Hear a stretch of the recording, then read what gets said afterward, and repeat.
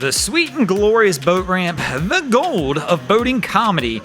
I have no clue why we catch such great stuff down at the boat ramps, and it's not just us. Obviously, as we'll see by some of the clips we're going to show you, just about anybody can go down to the boat ramp, pull out a camera, and you're likely going to catch some action happening. And I don't know why, most of it's caused by people probably just doing things they shouldn't be doing, like not having the proper equipment, as we can see here at the boat ramp. Welcome back, guys, to this week's episode of Boneheaded Boaters of the Week. Now, the boat ramp, of course, it's the start of a fun day out there on the water, and sometimes, as we already know, things just happen to go wrong. Now, of course, none of us go down to the boat ramp with the intent of it being a bad day and having things not go our way. Now, the good news is, typically, if we get down there and things don't go our way, there's probably a good Samaritan around who's willing to lend a hand. But that doesn't mean you should always take that hand. Sometimes it's better off to wait for the pros.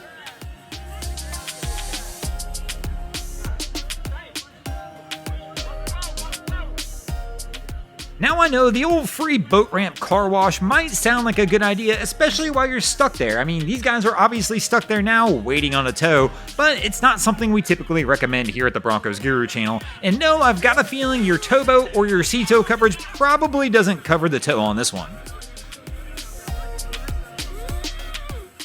Now, it's not very uncommon for us to see vehicles sinking around the ramp and good Samaritans jumping in to try and help save those vehicles before it gets too late. But this one's kind of a new one to us here on the BG channel, as we've got a ghost boat being launched, as can be seen right here. The crew backed the trailer down, the boat slid off, and well, there's nobody on board. But it's not very often that we'll see a good Samaritan literally jump in to try and save the boat. Here we're going to see this guy on the stern of this vessel literally just dives into the water and swims over to the vessel that's kind of floating away to try and stop it. And that's definitely a first on this one. I don't think I've ever seen anybody actually jump in the water in a situation that's really not a dire situation. In this one, the guy whose boat it is also jumps in and starts swimming over as well. They do wind up getting this one back to the dock, but just an interesting approach.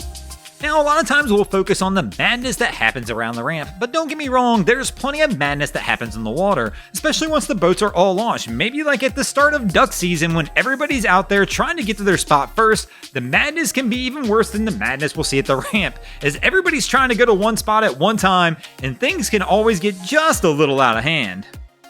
Then maybe you should turn this into a sport, because it's an exciting scene to see who can get to the duck spot first. Speaking of sport, remember a couple years back during the Winter Olympics when curling got really big and people all of a sudden that had never even heard of the sport kind of got into it. But it makes you kind of wonder what curlers do during the off season. Well, apparently these sweeps found a job.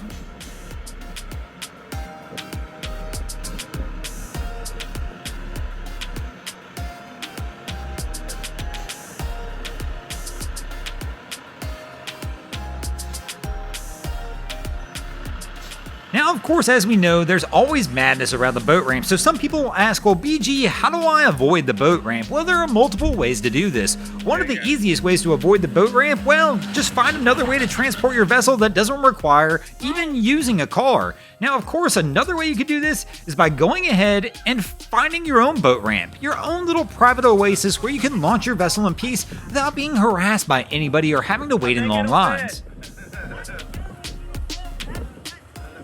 Now, if you do try and create your own private boat ramp, one thing you're going to want to keep in mind is try and keep it close to the water. The last thing you want to do is get out to your own little spot, decide to drop the boat, and the next thing you know, you realize you're a little further away from the water than you want. I mean, even having docks is a great thing. It just makes the ease of access and your ability to be able to get in the water that much easier. Thanks for watching, guys. I hope you enjoyed this week's episode of Boneheaded Boaters of the Week. If you ever see anything crazy happening out on your waterways, be sure to hit us up on Facebook or Instagram and let us know, and you might see your stories over here. Just like Black Creek HA, Sea Bay, Darius Turner, Great Lakes Heather, Joey Marco, John the Hatmaker, and Jewel Vasquez did this week. And if you guys haven't already, go ahead and drop an anchor on the subscribe button here. If not, we're coming to steal your drain plug.